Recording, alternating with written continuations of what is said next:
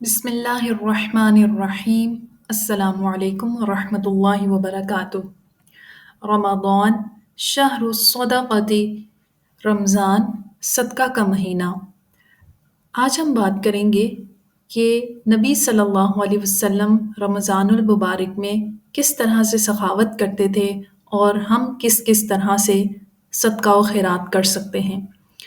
نحمده ونصلي على رسوله الكريم أما بعد فأعوذ بالله من الشيطان الرجيم بسم الله الرحمن الرحيم رب اشرح لي صدري ويسر لي أمري واحلل عقدة من لساني يفقه قولي آمین۔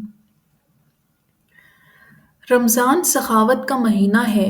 اس ماہ مبارک میں نبی کریم صلی اللہ علیہ وسلم کی سخاوت کی کوئی انتہا نہ رہتی۔ حضرت عبداللہ بن عباس رضی اللہ تعالی عنہ بیان کرتے ہیں، نبی صلی اللہ علیہ وسلم لوگوں کے ساتھ بھلائی کرنے میں بہت سخی تھے، اور رمضان میں جب حضرت جبرائیل علیہ السلام آپ صلی اللہ علیہ وسلم سے ملتے تو آپ صلی اللہ علیہ وسلم اور بھی زیادہ سخی ہو جاتے۔ رمضان میں ہر رات جبرائیل علیہ السلام آپ صلی اللہ علیہ وسلم سے ملاقات کرتے اور نبی کریم صلی اللہ علیہ وسلم رمضان گزرنے تک انہیں قرآن سناتے۔ جب جبرائیل علیہ السلام آپ صلی اللہ علیہ وسلم سے ملتے تو آپ صلی اللہ علیہ وسلم سخاوت میں تیز ہواؤں کی مانند ہو جاتے۔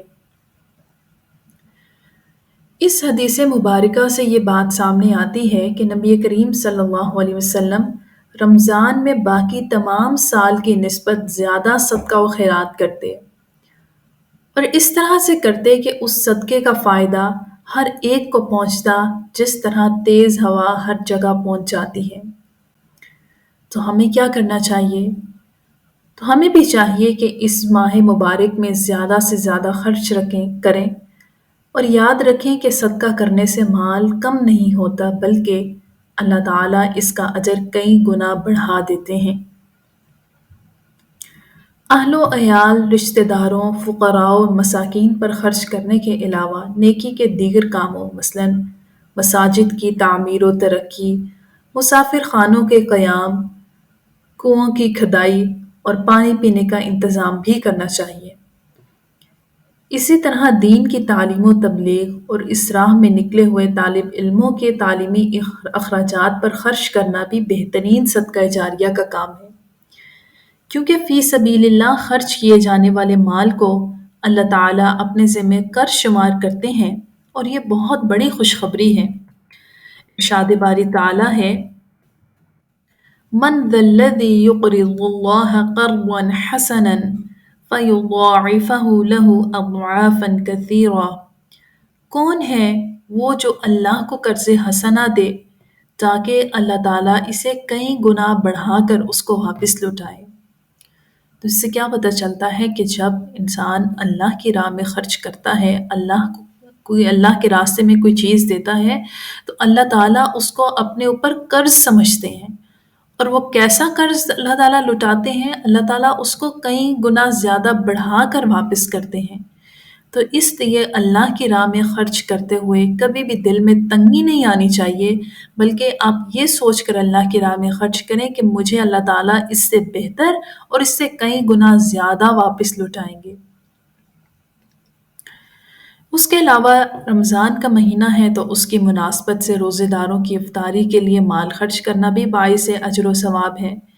ایک حدیث میں آتا ہے، رسول اللہ صلی اللہ علیہ وسلم نے فرمایا، من فطر صائما كان له مثل اجره غیر انه لا ينقص من اجر الصائم شيئا۔ جس نے کسی روزہ دار کا روزہ افطار کرایا اس سے بھی اتنا ہی اجر ملے گا جتنا اجر روزے دار کے لیے ہوگا، اور روزے دار کے اجر میں کچھ بھی کمی نہ ہوگی۔ سبحان اللہ۔ تو اس سے کیا پتہ چلتا ہے کہ جب ہم کسی کو روزہ افطار کراتے ہیں تو اس کے روزے کا ثواب بھی ہمیں ملتا ہے، اور روزے دار جس نے روزہ رکھا ہوتا ہے اس کو تو ظاہری بات ہے ملتا ہی ملتا ہے۔ تو کوشش کرنی چاہیے لوگوں کو افطاری کرائی جائے، اور جتنی اللہ تعالیٰ نے استطاعت دی ہے، جتنی وسعت دی ہے، اس کے مطابق خرچ کیا جائے۔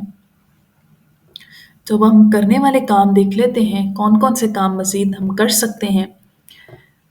سب سے پہلے تو اس ماہ رمضان میں اپنی حیثیت کے مطابق دل کھول کر اللہ کی راہ میں مال خرچ کریں۔ لیکن ایک بات ہمیشہ یاد رکھیے گا کہ اس خرچ کرنے میں بھی اعتدال ہونا چاہیے۔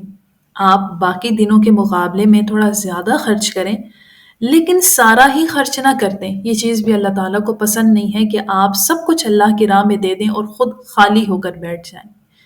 تو اس میں میانہ روی اور اعتدال ہونا چاہیے، لیکن عام دنوں کی نسبت تھوڑا زیادہ ضرور ہونا چاہیے۔ اپنے رشتہ داروں پر، بیوی بچوں پر، والدین پر، سب پر معروف طریقے کے مطابق خرچ کریں، یعنی ان کو بھی دیں اور اپنے پاس بھی رکھیں۔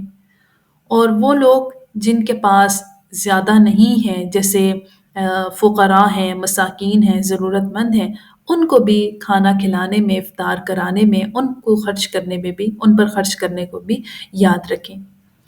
اور اس کے علاوہ ایسے لوگ جو دین کا علم حاصل کرنے کے لیے نکلے ہوئے ہیں، ان پر اپنا مال لگائیں اور وہ اپنے لیے صدقہ جاریہ بنائیں۔ اور اگر زکوٰۃ واجب الادا ہے، یعنی آپ کے اوپر زکوٰۃ فرض ہے، تو سب سے پہلے زکوٰۃ ادا کریں، اس کے بعد پھر نفلی صدقے کا اہتمام کریں۔ آخری بات، اچھی بات اور مسکرانا بھی صدقہ ہے، اس کا بھی اہتمام کریں۔ اپنے چہرے پر مسکراہٹ رکھنا، اچھی بات کرنا، یہ بھی صدقہ ہے۔ اللہ تعالیٰ ہمیں سمجھنے اور عمل کرنے کی توفیق عطا فرمائے۔ وآخر دعوانا ان الحمد للہ رب العالمین۔ سبحانک اللہم وبحمدک، نشہد ان لا الہ الا انت، نستغفرک ونتوب الیک۔